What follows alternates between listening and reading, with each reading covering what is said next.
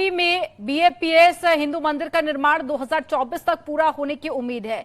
UAE में भारत के राजदूत संजय सुधीर के निमंत्रण पर 30 से ज्यादा देशों के राजदूतों और साथ ही राजनयिक समुदाय के सदस्यों ने अबू धाबी में बन रहे हिंदू मंदिर परिसर का दौरा किया। इस दौरान में भारत के राजदूत सुधीर ने राजदूतों का स्वागत भी किया।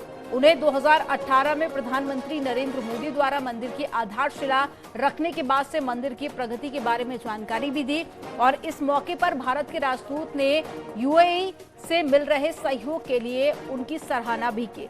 तो हिंदू मंदिर परियोजना की अगुवाई कर रहे ब्रह्म बिहारी दास स्वामी ने बताया कि ये मंदिर सद्भाव का एक अनूठा प्रतीक बनेगा और 30 से ज्यादा देशों के राजदूतों ने मंदिर परिसर में जटिल रूप से हाथ से गड़े स्तंभ भी बनाए।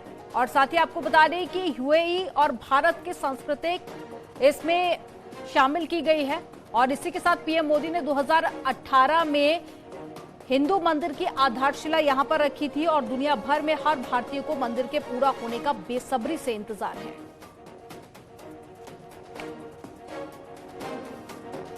तस्वीरें आपको दिखा रहे हैं और प्रधानमंत्री नरेंद्र मोदी ने इसकी आधारशिला रखी थी, जिसके बाद में अब इसका जो निर्माण कार्य है वो काफी तीव्रता के साथ में आगे बढ़ रहा है, जिसकी जानकारी लगातार राजदूत साझा भी कर रहे हैं। तस्वीरें भी ये शेयर की गई थी जो कि सोशल मीडिया पर लोग काफी ज्यादा पसंद कर रहे हैं, शेयर कर रहे हैं और ये तस्वीरें आपको दिखा रहे हैं।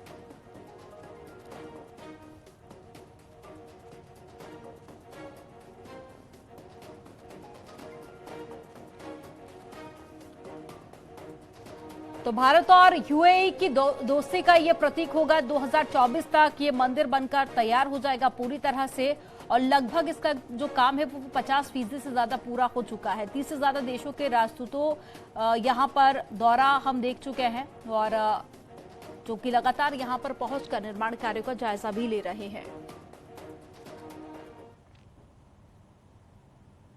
भले ही उत्तर प्रदेश में सभी सीटों पर कमल खिलाने का प्लान हो, सभी सीटों पर विजय पताका लहराने की तैयारी हो, लेकिन यूपी में क्लीन स्वीप करना बीजेपी के लिए इतना आसान नहीं होगा और इसे बीजेपी भी जानती है।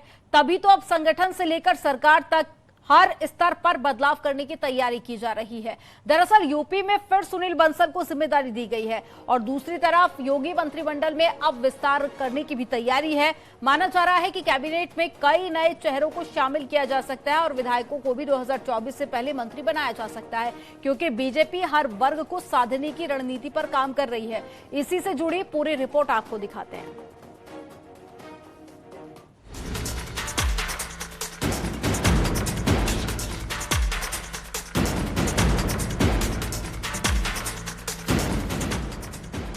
सत्ता के शीर्ष पर बैठी बीजेपी उत्तर प्रदेश की सभी सीटों पर भगवा लहराना चाहती है, सभी सीटों पर कब्जा करना चाहती है और नामुमकिन को मुमकिन करके दिखाना चाहती है,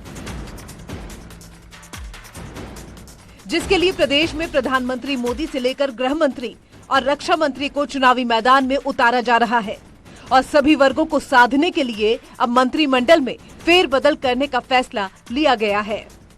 संगठन के साथ सरकार में भी कुछ बड़े बदलाव किए जा सकते हैं, जिसके तहत योगी कैबिनेट में शामिल कुछ कैबिनेट मंत्रियों, स्वतंत्र प्रभार मंत्रियों और राज्य मंत्रियों को कैबिनेट से बाहर का रास्ता दिखाया जा सकता है और उनकी जगह पर यूपी के क्षेत्रीय और जातीय समीकरण को ध्यान में रखते हुए नए चेहरों को योगी कैबिनेट में शामिल किया जा सकता है।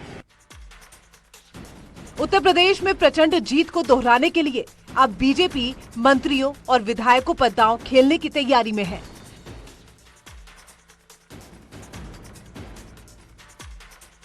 माना जा रहा है कि जिस विधायक की पकड़ अपने क्षेत्र में अच्छी खासी है, उसे भी अब मंत्रिमंडल में शामिल किया जा सकता है और दलित ओबीसी वोट बैंक को साधा जा सकता है। जानकारी के मुताबिक अगले महीने यानी कि जून में योगी सरकार के दूसरे कार्यकाल का पहला मंत्रिमंडल विस्तार हो सकता है। मंत्रिमंडल में विस्तार संभव। फिलहाल योगी सरकार में सीएम सहित 52 मंत्री हैं। मंत्रिमंडल विस्तार में 60 मंत्री हो सकते हैं शामिल। मंत्रियों पर परफॉर्मेंस के आधार पर फैसला संभव। कई नए चेहरे कैबिनेट में देखने को मिल सकते हैं। यानी कि माना जा रहा है कि यूपी बीजेपी के मंत्रिमंडल में कई और नए चेहरों को जगह मिल सकती है, जो फिलहाल विधायक हैं। तो कुछ मंत्रियों की छुट्टी भी हो सकती है, जिसे राजनीतिक पंडित 2024 के लिहाज से बड़ा फैसला बता रहे हैं।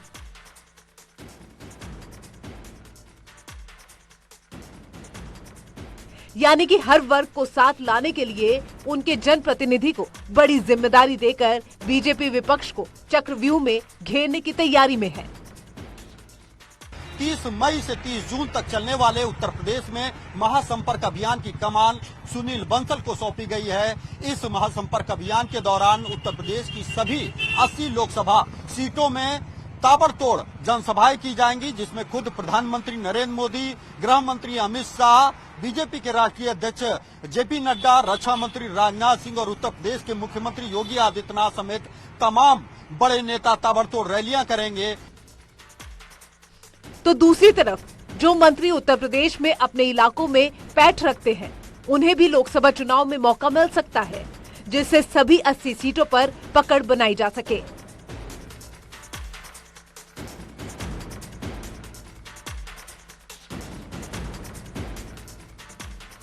पश्चिमी यूपी और पूरब में कई सीटों पर बीजेपी को 2019 में हार का सामना करना पड़ा था, लेकिन इस बार उन सीटों पर अभेद किले की तैयारी है।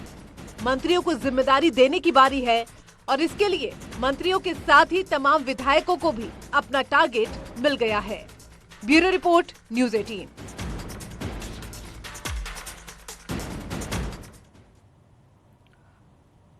इन दिनों अमेठी की सांसद और केंद्रीय मंत्री स्मृति ईरानी सियासत के नए प्रोजेक्ट पर काम कर रही हैं। वो अमेठी की जनता का दुख दर्द तो अब तक बांटती ही रही हैं, लेकिन एक कदम आगे बढ़कर वो अब कांग्रेस के आखिरी दुर्ग में एंटर हो चुकी हैं। यानी कि रायबरेली पहुंचकर स्मृति ईरानी अब जनता से संवाद कर रही हैं और उनकी परेशानी सुनने के बाद में उनका हल भी बता रही हैं।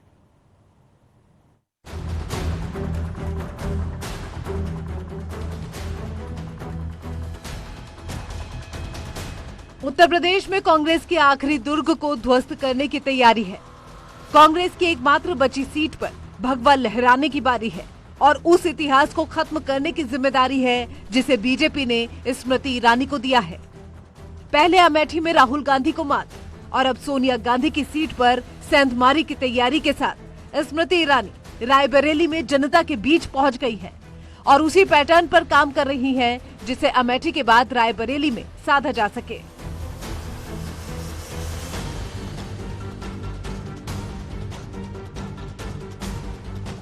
रायबरेली में जनता के बीच से स्मृति ईरानी दिल्ली तक संदेश दे रही हैं और वर्तमान सांसद को आईना दिखा रही हैं। जो उन्होंने नहीं किया वो अमेठी की सांसद कर रही हैं। हुआ कुछ यूं कि जैसे ही स्मृति ईरानी रायबरेली पहुंची, उन्होंने वहां की जनता के बीच पहुंचकर संवाद किया।